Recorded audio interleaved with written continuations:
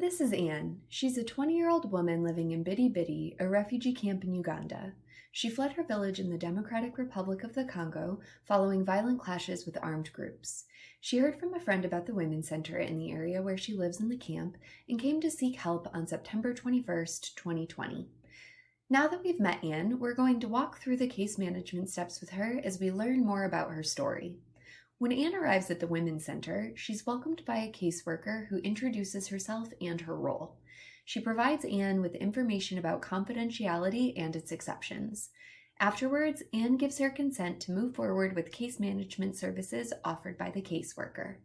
Let's pause here to go through the steps in the GBVIMS Plus to document this information. It's important to note that you will complete this information after your meeting with the survivor, but for the purposes of this video, we want to walk through each step individually. We're going to log into Primero as a caseworker. To do this, enter your username and password, and then select the Login button. Now that we're in the system, we want to begin a new case for Anne. To do this, go to the navigation menu and select Case. From here, we will select the New button at the top right corner of the page to start a new case file for Anne. In this video, we're going to complete the survivor information form for Anne, as well as the consent for services form. Let's walk through it. First, make sure the case status is set as open. This should be the default setting. Next, we're going to enter Anne's name. No one else will be able to see this information, only the caseworker. Next, let's enter the survivor code. The survivor code will be based on your context's predetermined formula, but for our purposes, I'll insert one.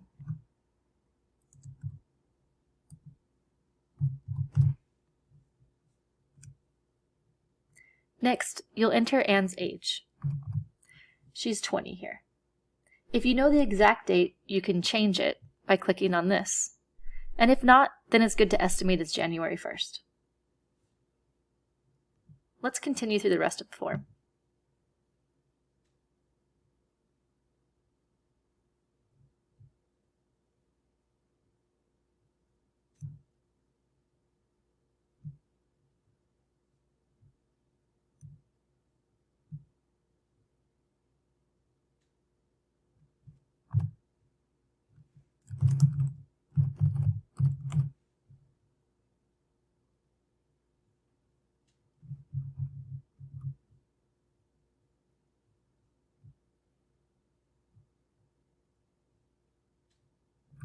We can skip the remaining questions about child survivors because Anne is over 18 years old. Next, we'll go to the consent for services form. We can indicate here that Anne provided consent for services. To do this, we'll just click the Yes box. When you're done filling out this information, we can go ahead and hit Save. And I can see here that my case record was successfully created. Now that we've greeted Anne and gotten her consent for services, let's begin her assessment. Anne shares with her caseworker that shortly before leaving her village in the DRC, she was forcibly married to her older uncle Chudo, who's 40 years old and works as a farmer close to the camp. Since they got married, Chudo's been forcing her to have sex. She tried to refuse him a few times and was severely beaten. This also happened yesterday. She has bruises all over her body and complains that she has pain in her abdomen. She has not seen any doctor yet, but the pain is getting more and more severe. Anne is afraid that he will beat her and sexually abuse her again. She would like to escape, but does not know where else to go. She was separated from her family, who has moved to another camp very far from hers, and does not really know anyone else here other than her husband. Since the incident, she does not sleep because she's afraid her husband might rape her again. She lost her appetite and tells you that she feels very weak. She's ashamed that people in the camp might find out, so she does not speak to anybody. She used to go to church on Sundays to meet other women in her community, but she stopped. She misses her friends, especially Esther, who used to see her regularly for tea. She tells you that she feels hopeless. She had dreams to become a doctor, and before being displaced, she was going to school and was the best student in her class. She does not want to go to the police because people from her country have no rights in this place. She knows that she'll be mistreated and laughed at by the police officers. She does not think there's any point in going to see a lawyer either. She tells you that if she leaves, she will not have anywhere else to go and does not have any money to sustain herself. She does not have a job. Now that we know more about Anne's story, let's walk through filling out more of her case details in the GBVIMS Plus. To enter this assessment information into GBVIMS Plus, we'll open the case file that we already started.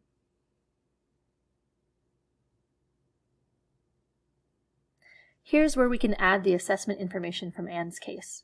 But first, we need to click on Edit to add that information.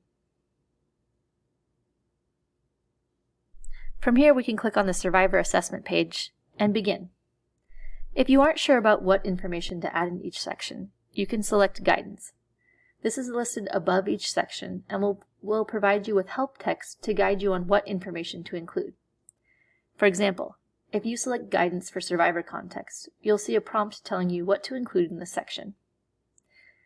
On the assessment page, we'll provide basic contextual information on the survivor, including her family situation, current living situation, occupation or role in the community, and other relevant information about the case management process. So let's fill this out together. If you remember, Anne was forced to marry her uncle, and she's living with him in a refugee camp after being displaced from her home country, DRC. He's physically abusing and raping her. She's covered in bruises and experiencing abdominal pains that are getting increasingly worse. Anne's family is not with her. They're in a different refugee camp far away. She's feeling isolated and alone, and doesn't have a job or access to money. She also has nowhere to go if she leaves her husband. So let's start by filling out the survivor context. Next, let's move on to the survivor's family situation. Then let's move on to the survivor's current living situation. And then the survivor's occupation or role in the community.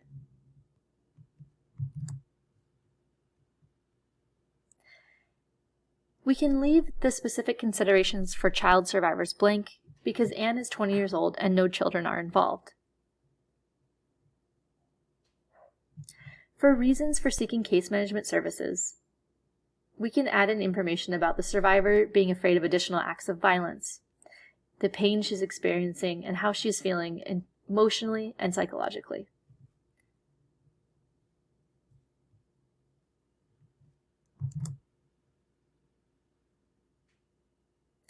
Next, let's describe what happened to the survivor using her own words.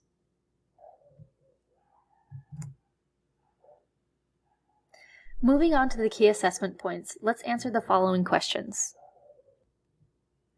First, what is the survivor's current situation and what are the imminent risks? Next, let's look at safety needs. Then we'll add in her health needs.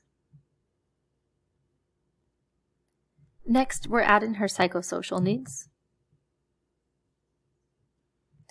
Then her legal and justice needs. And finally, we'll look at her practical or material needs.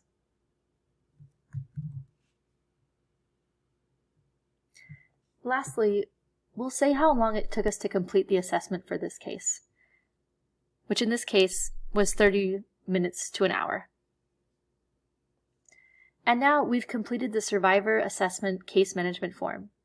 Let's select Save, and we'll return to Anne's case in the next video. Thank you for joining us, and we will see you in the next video for part 2, filling out the incident information.